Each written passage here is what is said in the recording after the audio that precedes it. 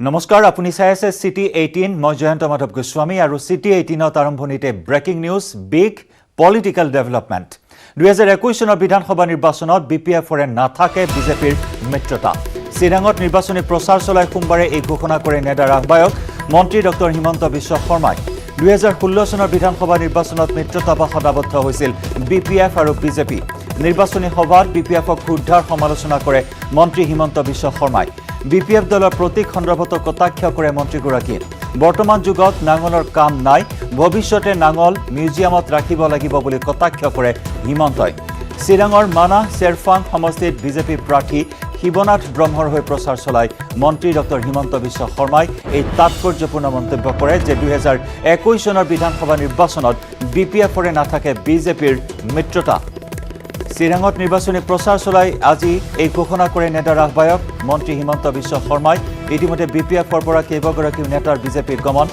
অতি শীঘ্ৰে বিজেপিত যোগদান কৰিব বিধায়ক ইমানুৱেল মুছাহাৰী সাংসদ বিশ্বজিৎ দৈমাৰীয়ে আৰু আনহাতে বিজেপিৰ নেতৃত্বই উল্লেখ কৰি আহিছে বাৰে বাৰে দুহাৰি আহিছে যে আগন্তুক বিটিয়া নিৰ্বাচন বিটিএডিত অকলেই নিৰ্বাচনত অৱতীৰ্ণ হ'ব বিজেপি আৰু তেনে সময়তে এক তাৎপৰ্যপূৰ্ণ ঘোষণা নেডাৰ আহ্বায়ক মন্ত্ৰী হিমন্ত বিশ্ব শৰ্মাৰ যে 2021 চনৰ বিধানসভা নিৰ্বাচনত বিপিএফৰে মিত্ৰতা নাথাকে বিজেপিৰ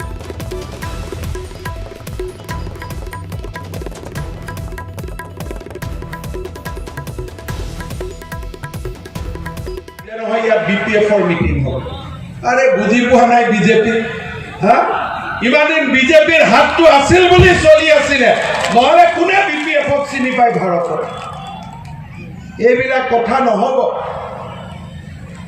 কোনোবাই নাঙল দি খেতি কৰে নেকি আজিকালি দিনত কৰে নেকি এটা নাঙল মিউজিয়ামত থব লাগিব ঠিক আছে এটা নাঙল মিউজিয়ামত থৈ দিম আৰু নাঙল দি খেতি নহব সেইকাৰণে ৰাইজ কোন চিনত ভোট দিব লাগিব আপোনালোকে কওক মই নকওঁ কওক কোন চিনত ভোট দিব লাগিব অলপ ডাঙৰ কৰি কওক কোকৰাঝাৰো শুনিব লাগিব মোদীজীও শুনিব লাগিব কোন চিনত ভোট দিব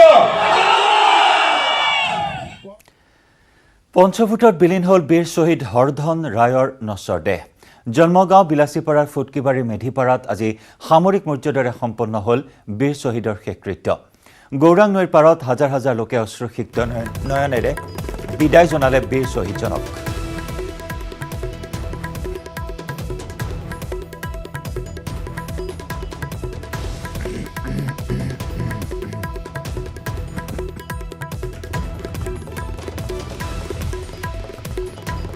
আৰু বিভিন্ন দল সংগঠনৰ লগতে ৰাজ্যিক বিজেপিৰ সভাপতি ৰঞ্জিত কুমাৰ দাস মন্ত্ৰী ফণীভূষণ চৌধুৰী মন্ত্ৰী প্ৰমীলা ৰাণী ব্ৰহ্ময়ো জনালে শেষ বিদায় এক শোকাকুল পৰিৱেশৰ মাজেৰে শেষ বিদায় শ্বহীদ হৰধন ৰায়ক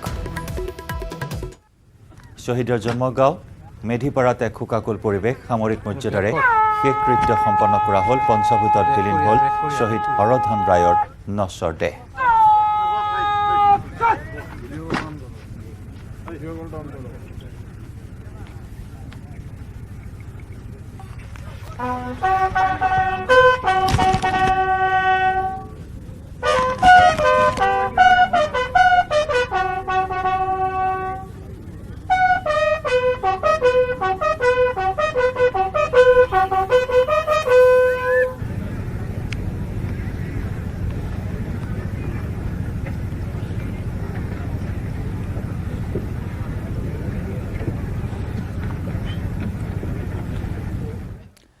কংগ্ৰেছ বিধায়ক ৱাজেদ আলী চৌধুৰীৰ উগ্ৰ সাম্প্ৰদায়িক মন্তব্য বিজেপি ঘৰুৱাব নোৱাৰিলে মুছলমানে ল'ব লাগিব হিন্দু ধৰ্ম নহলে অসম এৰি অন্য ৰাষ্ট্ৰলৈ যাব লাগিব অসমৰ মুছলমান লালকিল্লা আৰু তাজমহল মুছলমানৰ সম্পত্তি বুলি মন্তব্য ৱাজেদ আলীৰ সৰ্বানন্দ সোণোৱাল চৰকাৰক ব্যৰ্থ চৰকাৰ আখ্যা দিয়ে ৱাজেদ আলীয়ে স্বাধীনতাৰ পাছত এই চৰকাৰৰ সমান অন্য চৰকাৰৰ দিনত দুৰ্নীতি হোৱা নাই এনৰেগা আঁচনিৰ কামৰ বাবে 20% উৎকোচ দিব লাগে বুলি অভিযোগ উত্থাপন কৰে ৱাজেদ আলী চৌধুৰীয়ে বিধায়ক পুঁজিৰ কামৰ বাবে এইখন চৰকাৰক উৎকোচ দিব লাগে বুলিও মন্ত্ৰীগৰাকী পুনৰ জনাইছো মন্তব্য কৰে বিধায়কগৰাকীয়ে পুনৰ জনাইছো কংগ্ৰেছ বিধায়ক ৱাজেদ আলী চৌধুৰীৰ উগ্ৰ সাম্প্ৰদায়িক মন্তব্য বিজেপি ঘৰুৱাব নোৱাৰিলে মুছলমানে ল'ব লাগিব হিন্দু ধৰ্ম নহলে অসম এৰি অন্য ৰাষ্ট্ৰলৈ যাব লাগিব অসমৰ মুছলমান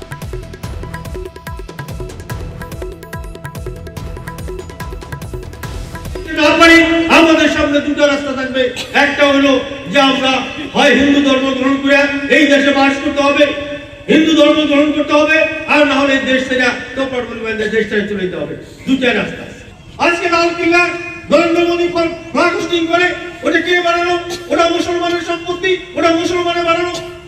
আজকে যেখানে দেখবেন আজকে আগ্রা তাজমহল ভারতবর্ষের গৌরব, সেটাও মুসলমানের বানানো। তাহলে তোমরা একদম ভেঙে দাও, যেহেতু মুসলমানে বানাইছে।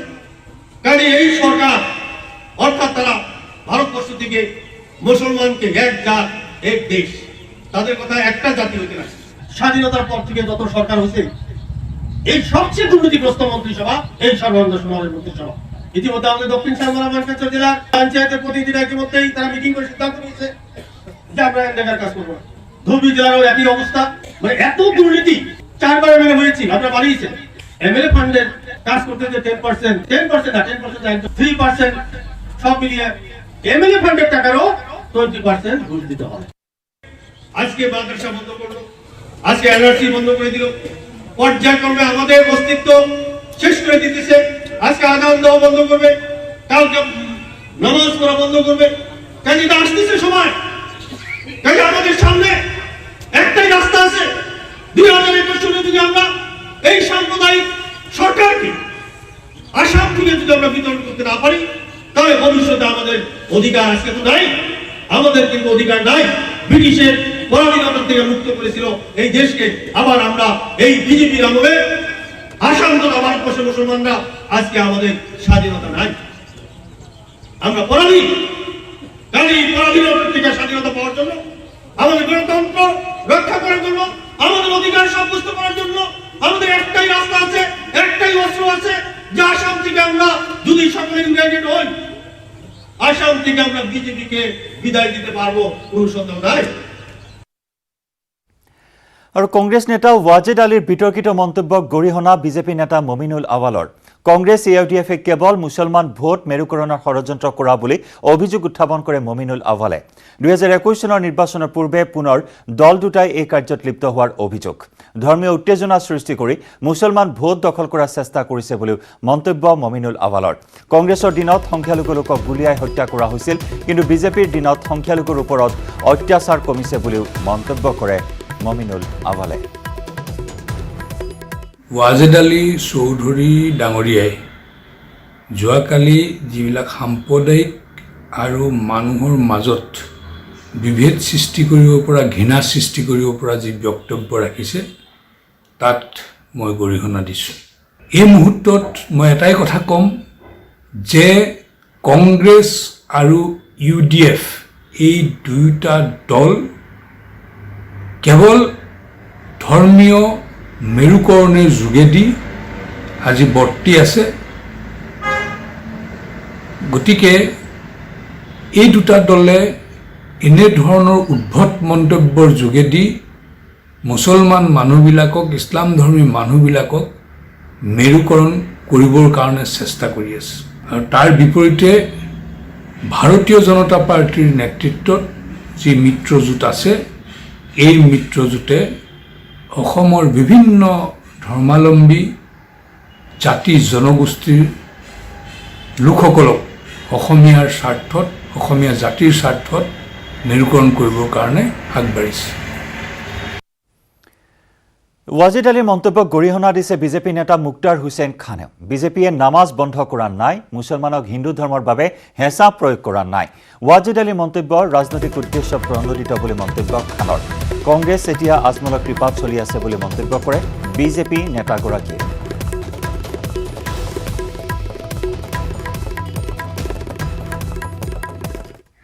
ভাৰতবৰ্ষ শাসন কৰা 13 বছৰতকৈ অধিক কাল হৈছে। বাজপেয়ীজী আৰু মোদীজী কোনো দিন মুছলমানক জোৰ কৰি হিন্দু ধৰ্ম গ্ৰহণ কৰিব দিয়া নাই, আজান দিয়া বন্ধ কৰা নাই। তথাপি তেওঁ এই কথাটো কৈছে, তেওঁৰ এইটো ব্যক্তিগত বক্তব্য নহয়। এই বক্তব্য ভাৰতীয় জনতা পাৰ্টীক হেয় প্ৰতিপন্ন কৰাৰ উদ্দেশ্য প্ৰণোদিতভাৱে বদৰুদ্দিন আজমলৰ কৃপাত জীয়াই থাকিব খুজিছে আৰু এটা মানে মেৰুকৰণ কৰি কেৱল মুছলমান ভোটে দি কংগ্ৰেছ আৰু AIUDFে যাতে অহা নিৰ্বাচনত কেইটামান চিট পাই তেওঁলোকৰ সন্মান ৰক্ষা হয় সেই উদ্দেশ্যেৰে তেনেকুৱা বক্তব্য কেৱল ৱাজেদ চৌধুৰী দিয়া নাই, বদৰুদ্দিন আজমল চাহাবে, শ্বেৰমান আলীয়ে এই মন্তব্য তেওঁলোকৰ হতাশাৰ প্ৰতীক হিচাপে তেওঁলোকে এইটো উল্লেখ কৰিছে। আমি ভাবিছোঁ যে তেখেতৰ এই বক্তব্যই অসমৰ পৰিৱেশ কলুষিত কৰিব পাৰে, অসমৰ পাৰম্পৰিক পাৰস্পৰিক যিটো বিশ্বাসযোগ্যতা, সকলোৱে শান্তি সম্প্ৰীতি এইটো বিনষ্ট হ'ব পাৰে। আৰু চৰকাৰে সজ্ঞান ল'ব লাগে যে এজন বিধায়ক, বিধানসভাৰ সদস্য বদৰুদ্দিন আজমলেই হওক, MP, তেওঁলোকে এনেকুৱা বক্তব্য ৰখাটো আইন বিৰোধী কাম, তেওঁলোকৰ ওপৰত এটা ব্যৱস্থা লোৱা উচিত বুলি মই ভাবোঁ। City 18ত আমি খবৰৰ ধাৰা অব্যাহত ৰাখিম। লৈছোঁ এটি চমু বাণিজ্যিক বিৰতি। কংগ্ৰেছতে থাকিব নে বিজেপিলৈ যাব অজন্তা নেওগ? ৰাজ্যৰ ৰাজনীতিত তোলপাৰ লগোৱা এই প্ৰশ্নৰ পোনপটীয়া উত্তৰ দিয়া নাই গোলাঘাটৰ বিধায়িকাগৰাকীয়ে। আৰু অজন্তাৰ মৌনতাত সন্মতিৰ ইংগিত পাইছে নেকি বিজেপি শিবিৰে?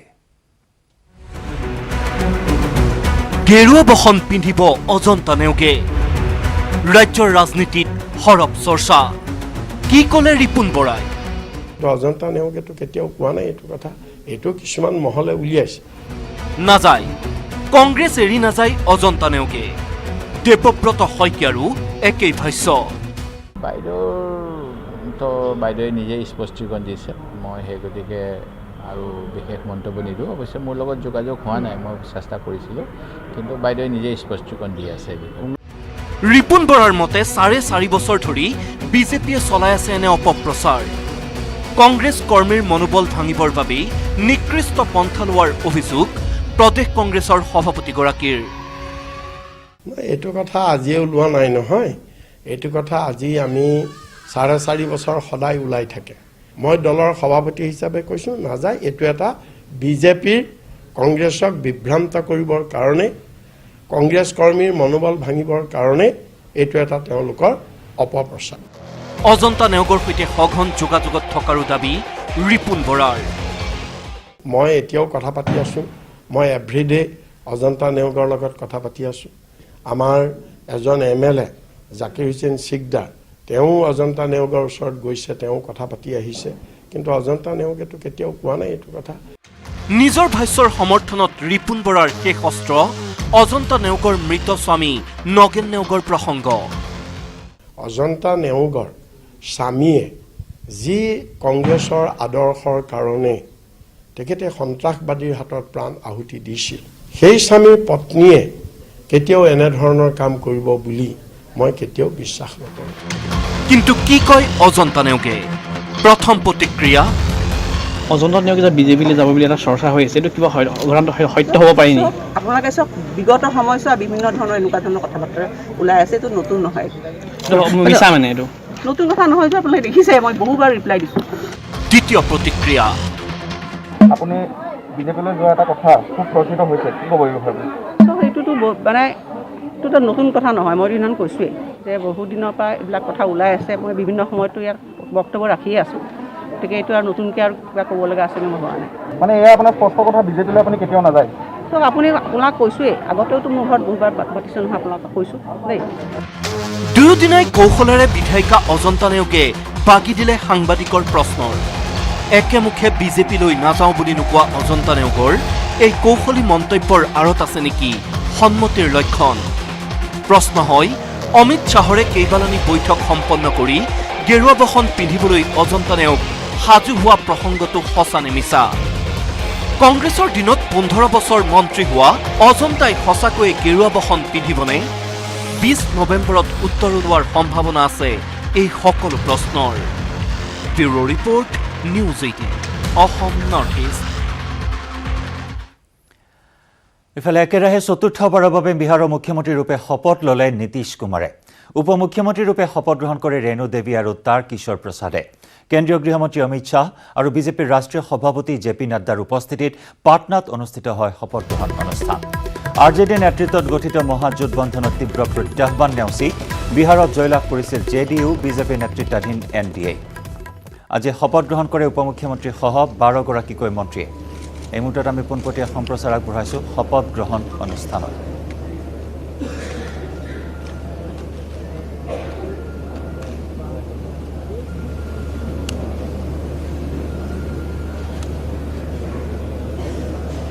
এয়া চতুৰ্থবাৰৰ বাবে মুখ্যমন্ত্ৰীৰূপে শপত গ্ৰহণ নীতিশ কুমাৰৰ মহাগঠবন্ধনৰ প্ৰত্যাহ্বান নেওচি আকৌ এবাৰ পাটনাৰ আকৌ এবাৰ বিহাৰৰ মসনদ দখল কৰিলে নীতিশ কুমাৰে আজি ইতিমধ্যে আমি জনাইছোঁ মুখ্যমন্ত্ৰী নীতিশ কুমাৰ সহ 12 গৰাকীকৈ মন্ত্ৰীৰ শপত গ্ৰহণ ইতিমধ্যে শপত গ্ৰহণ কৰিছে নীতিশ কুমাৰে অন্যান্য মন্ত্ৰীসকলৰ শপত গ্ৰহণ বৰ্তমান অব্যাহত উল্লেখযোগ্য যে জেডিউতকৈ বিজেপিয়ে অধিক সংখ্যক আসনত জয়ী হোৱাৰ বাবে বিজেপিৰ পৰা দুজনকৈ উপমুখ্যমন্ত্ৰীয়ে দায়িত্ব গ্ৰহণ কৰে সমান্তৰালকৈ আন দুটা মিত্ৰ দলৰ পৰা দুজনে মন্ত্ৰীৰূপে শপত লয়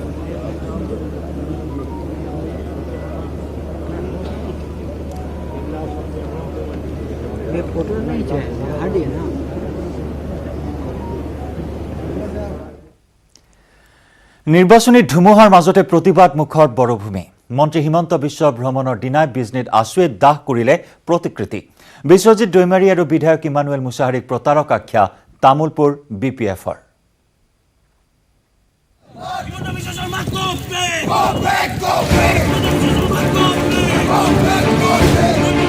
বিজনীত কা সমৰ্থক হিমন্ত বিশ্বৰ প্ৰতিকৃতি দাহ তামুলপুৰত জ্বলিল বিশ্বজিৎ ইমানুৱেলৰ পুত্তলিকা দলবাগৰা বিশ্বজিৎ দৈমাৰী আৰু ইমানুৱেল মুছাহাৰীৰ লগতে হিমন্ত বিশ্ব ৰঞ্জিত দাস গো বেক ধ্বনিৰে উত্তাল বিটিচি ৰাজপথত প্ৰতিবাদ হেলিকপ্টাৰত হিমন্ত বিশ্ব আশুৰ ভয়ত হিমন্ত বিশ্বই গাড়ী এৰি হেলিকপ্টাৰেৰে চিৰাঙৰ নিৰ্বাচনী সভালৈ অহা বুলি কটাক্ষ কাৰ বিৰোধী প্ৰতিবাদকাৰীৰ হিমন্ত বিশ্ব শৰ্মা তেখেতে বিটিএডিৰ নিৰ্বাচনী প্ৰচাৰৰ কাৰণে এই বিজনীৰ আনন্দ বাজাৰত আহি আছে তেখেতে আছুক ছাত্ৰ সন্থাক ভয় খাইছে বিটিএডি ৰাইজক ভয় খাইছে যাৰ কাৰণে তেখেতে গাড়ী দি নাহি ওপৰেদি অহাৰ কাৰণে পৰিকল্পনা কৰিছে আমি ছাত্ৰ সন্থাই আমি বিজনী আঞ্চলিক ছাত্ৰ সন্থাই তীব্ৰ ইয়াৰ বিৰোধিতা কৰিছোঁ আমি কোনোপধ্যেই কা নামনো অসমৰ ৰাইজে কেতিয়াও কা মনা নাছিল আৰু নামানে গৃহ সমষ্টিত তামুলপুৰত ক্ষুব্ধ বিপিএফ কৰ্মীয়ে হেঁপাহ পলুৱাই গোৰ সোধালে দল ত্যাগী বিধায়ক ইমানুৱেলৰ প্ৰতিকৃতিত দাহ কৰিলে ইমানুৱেল মুছাহাৰীৰ লগতে সাংসদ বিশ্বজিৎ দৈমাৰীৰ পুত্তলিকা অতদিনে বিপিএফৰ নিমখ খাই সাংসদ বিধায়ক হোৱা বিশ্বজিৎ আৰু ইমানুৱেলক হিমন্তৰ দালাল আখ্যা দলীয় কৰ্মীৰ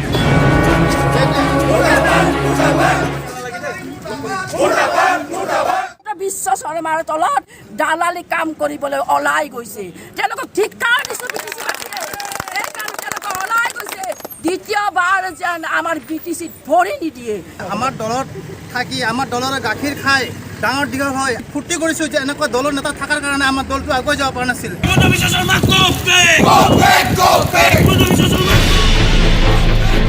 বিশ্বজিৎ দৈমাৰী আৰু ইমানুৱেল মুছাহাৰীৰ বিজেপি গমনে উত্তাল কৰিছে বিটিচিৰ নিৰ্বাচনী ৰাজনীতি আনফালে সাংসদ আৰু বিধায়কক নিজৰ ফলীয়া কৰি ফ্ৰণ্ট ফুটলৈ যোৱাৰ চেষ্টা কৰা বিজেপিক বেক ফুটলৈ নিছে বিপিএফৰ কৰ্মীৰ প্ৰতিবাদে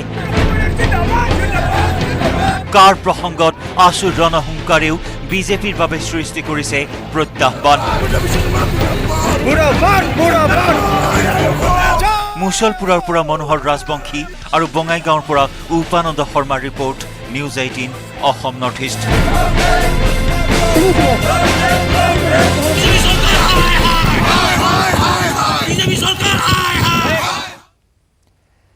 যি মূলা বাঢ়ে তাৰ দুপাততে চিন বয়স কম কিন্তু কাম ডাঙৰ কোৱা হয় প্ৰতিভাধৰৰ পৰিচয় শৈশৱকালতে পোৱা যায় সেয়া যিকোনো ক্ষেত্ৰতে হ'ব পাৰে ক্ৰীড়া শিক্ষা চিত্ৰকলা অথবা আন ক্ষেত্ৰতেই নহওক কিয় সম্ভৱতঃ তেওঁ আপোনাৰ কাষতে হওক অথবা আপোনাৰ পৰা দূৰৈত যদি আপুনি এনে যুৱ প্ৰতিভাৱান ভাৰতীয়ৰ বিষয়ে জানে আৰু যাক বিশ্ববাসীৰ সন্মুখলৈ অহাৰ প্ৰয়োজন বুলি ভাবে তেন্তে আজিয়ে পঞ্জীয়ন কৰক news18.com/young genius অথবা বাইজুছ এপ ডাউনলোড কৰি য়ং জিনিয়াছ শাখা ভিজিট কৰক বাইজুছ য়ং জিনিয়াছ নিউজ 18ৰ এক অভিযান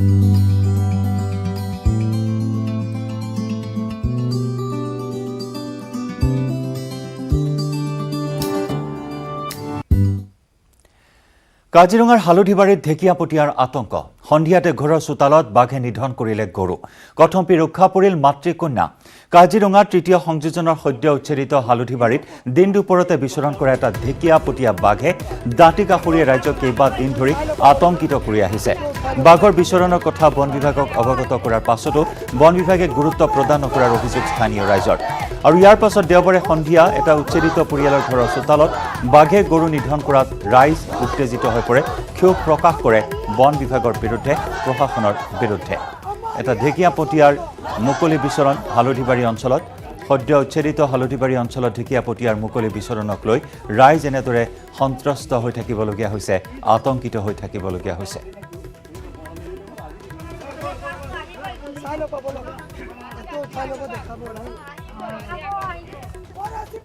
চাইকেলখনো পৰি গৈছে আৰু গৰুটোৱে ইমান মাত লগাইছে বোলো ওলাই চাইছো একদম পুৰা মানে একদম সাৱটি পেলাই ধৰিছে বাঘটোৱে মই এতিয়া দৰ্জাও লগাব পৰা নাই একো কৰিব পুৰা চিঞৰি আছো তেতিয়া ইয়াত মানে মানুহ কেইজন আছিলে ওলাই আহিলে আৰু ওলাই আহি পেলাই খেদিলে সিহঁতক ময়ো আহিছো চাইছো ইমান ডাঙৰ বাঘ তাৰপিছত মা হুইহাই কৰিছে বাঘটো একদম হেৰি চিঞৰি পিনে ইয়াতে আহি গৈছিলে খুঁটাটোৰ ওচৰতে বাঘ ইয়াতে আপোনাৰ 4-5টা বাঘ আছে বাঘকেইটা মানে আমাৰ ইয়াতে গৰুকেইটা এৰি দিলে মানে সিহঁতে মানে আজি দিনতো মানে বাঘে মানে আপোনাৰ গৰুকেইটা খেদি আনিছে পাছতে আপোনাৰ আজি 2 দিনৰ পৰা এনেকুৱা কৰি আছে বাঘটো এৰিবলৈ ইয়াত সেনেকৈ কোনো দৰকাৰ নাই ইয়াত কিয় এৰিছে গাঁৱৰ মাজত কিয় এৰিছে মাটিটো ল'লে বুলি এভেকশ্যন কৰিলে বুলি কিন্তু লগে লগেতো যেন এইবিলাক বস্তু এৰিব নালাগে সেইটো নিজে জানিব লাগে চিটি 18ৰ পৰৱৰ্তী অংশত আৰু আছে বাতৰি লৈছো আন এটি চমু বাণিজ্যিক বিৰতি